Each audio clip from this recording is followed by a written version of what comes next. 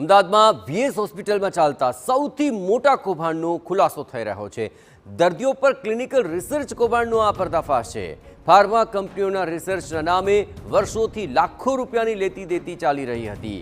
અહીં ફાર્માકોલોજિસ્ટ તરીકે ફરજ બજાવતા દેવાંગ રાણાના ઇશારે કરોડોનું કૌભાંડ આચરવામાં આવ્યું।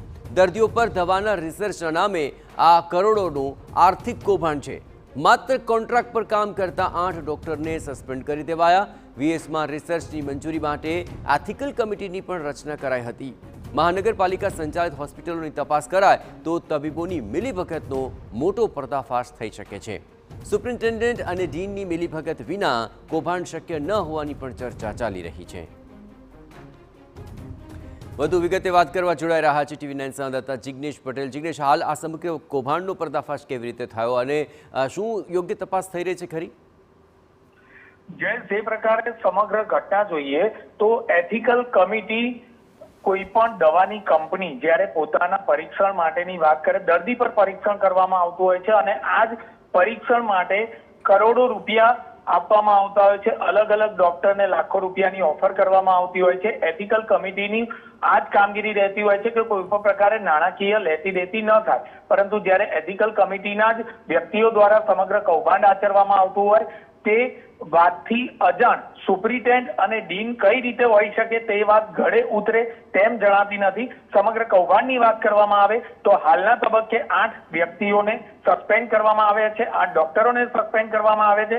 પરંતુ સૌથી નવાઈની બાબત એ છે કે માત્ર ને માત્ર કોન્ટ્રાક્ટ પર કામ કરતા ડોક્ટરોને જ સસ્પેન્ડ કરવામાં આવ્યા છે। કોઈ પણ પ્રકારે અન્ય દેવાંગ રાણા સિવાય અન્ય કોઈ પણ જે ઉપરી અધિકારી કહી શકાય તે પ્રકારના કોઈ વ્યક્તિને સસ્પેન્ડ કરવામાં આવ્યા નથી, કડક પગલા લેવામાં આવ્યા નથી। સુપ્રિન્ટેન્ડન્ટ અને ડીન પણ આ વાતથી અજાણ હોય તો તેમને શા માટે નોટિસ આપવામાં ન આવી? કેટલા સમયથી, કેટલા વર્ષોથી આ પ્રકારનું નાણાકીય કૌભાંડ ચાલતું હતું તે બાબત સૌથી મહત્વની છે। આ ઉપરાંત જોઈએ જયેશ તો જે રીતે એસવીપી નું નિર્માણ કરવામાં આવ્યું ત્યારબાદ વીએસ પર કોઈ પણ પ્રકારે ભાજપના સત્તાધીશો એટલે કે ચૂંટાયેલી પાંખના નેતાઓ બોર્ડ છે, વીએસ નું બોર્ડ છે તેના કોઈ પણ સભ્યો આ બાબતે ગંભીરતા દાખવતા ન હોવાનું આ બાબતનું એક જે આ કૌભાંડ છે તે કૌભાંડનો એક પુરાવો સામે આવ્યો છે।